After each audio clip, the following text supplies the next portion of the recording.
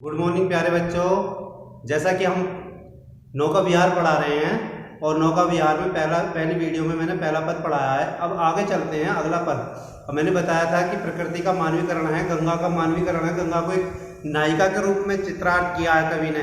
तो आगे कवि क्या कह रहे हैं तो इसे देखते हैं हम। चांदनी रात का प्रथम प्रहर। तो चांदनी रात, यहाँ चांद निकला हुआ है, तारे निकले हुए हैं, सब में चांदनी फैली हुई है। तो चांदनी रात का प्रथम पहला प्रहर। पहर कहते हैं कि 24 घंटों में 8 पहर होते हैं। पहले पहर से नापते थे अब समय को, घंटों की बजाय जब जो घड़ियां नहीं चलती थी तो पहर से नापते थे। तो चांदनी रात का पहला पहर था। हम, कवि कह रहा है अपने लिए, हम चल दिए नाव को लेकर सत्वर कहते हैं शीघ्र या जल्दी। तो शीघ्र ही हम अपनी नाव को लेकर चल दिए। सिक्ता की सिस्मित सीपी पर मोती की ज्योतिष्णा रही विचर।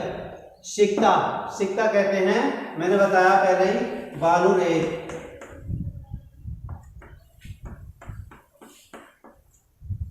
कि सिस्मित सीपी पर बालू रेत है। अब बालू रेत के ऊपर सीपी पड़ी हुई है। तो बालू रेत के ऊपर सीपी है और उस पर पड़ रही है सीपी पर जो है चंद्रमा की चांदनी। तो इस प्रकार से प्रतीत हो रही है कि मोती की ज्योतिष्णा रही विचर, जैसे कि मोती की चमक हो।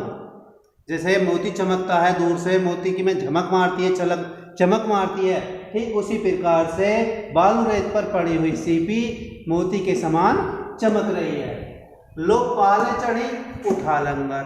लो, आगे कभी कह रहा है लो पाल चढ़ी चढ़ गई। पाल कहते हैं जो हमारी नाव होती है, नाव के ऊपर जो तिरपाल लगा हुआ होता है। तिरपाल तो समझते हो गया, तिरपाल लगा होता है ताकि जो हमारी जो नाव है उसमें हवा चलेगी, हवा के झोंके से जो तिरपाल में आगे को बढ़ जाएगी। उसमें मेहनत करनी कम पड़ती है जो नाविक होता है उसे, और उसके हवा के झोंके से आगे बढ़ती चली जाती है। तो कह रहे लोग पाले चढ़ गए, उठा लंगर। और जो ये बांधी हुई थी, कहीं बांध देते हैं किनारे पर, उसे मतलब उठा लिया गया, उसका रस्सी वगैरह उसमें रख दी गई, यानी कि चलने के लिए तैयारी कर दी गई।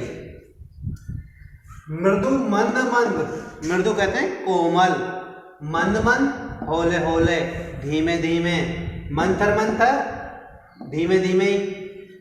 लघु छोटी, तरणी नाव, हमारी नाव जो है बहुत छोटी सी है। तो कोमल धीरे हौले जो नाव है हमारी छोटी सी, हंसनी सी सुंदर। नाव कैसी है? हंसनी के समान सुंदर है।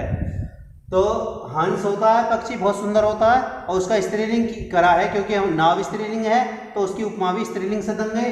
तो हमारी जो नाव है छोटी सी नाव है और वो कैसी है? हंसनी के समान सुंदर है। तैर रही है, खोल करके, पालों के पर माने मतलब यहाँ किंतु परंतु लेकिन नहीं है, पर माने है यहाँ पंख। तो जिस प्रकार से हंसनी अपने पंखों को खोलकर तैरती है, ठीक उसी प्रकार से हमारी जो नाव है हंसनी के समान, वह अपने पालों को, पाल मैंने बताया तिरपाल, अपने तिरपाल रूपी पंखों को, परों को खोल करके तैर रही है। निश्चल हलचल रहित, जल के शुचि पवित्र, दर्पण कहते हैं शीशा, पर बिंबित प्रतिबिंबित यानी कि दिखाई देना, हो रहा है रजत चांदी का, पुलिन चंद्रमा। तो निश्चल जल के, बिल्कुल जल जो है हमारा निश्चल है, मतलब हलचल रहित है, कोई भी इसमें हलचल नहीं है। और उसके दर्पण पर, क्योंकि जल में जो परछाई पड़ती है तो वो दर्पण के समान चमकता है, जो स्वच्छ जल होता है बिल्कुल शीशे के समान चमकता है। तो उस पर बिंबित दिखाई दे रहा है रजत चांदी का, पुलिन चंद्रमा। तो उस पर चंद्रमा की परछाई चांदी के समान चमक रही है। निश्चल जल के शुचि दर्पण पर, हलचल रहित जल के पवित्र शीशे पर, दर्पण पर चांदी का चंद्रमा दिखाई दे रहा है। दुहरे ऊंचे लगते क्षण भर, दुहरे दो ऊंचे लगते लग रहे हैं क्षण भर में ही। यानी कि भाई एक तो हमारी ओरिजिनल है और एक हमारी इसकी परछाई इस पे पड़ रही है, तो दुहरे हो गए ना, एक ये और एक ये, तो दुहरे दुहरे दो डबल दिखाई दे रहे हैं। क्षण भर में ही लगते हैं, जो मतलब पेड़ हैं पौधे हैं या इसकी जो मतलब जो भी हैं वो डबल लग रहे हैं, क्षण भर में ही दुगने लग रहे हैं इसकी परछाई के कारण।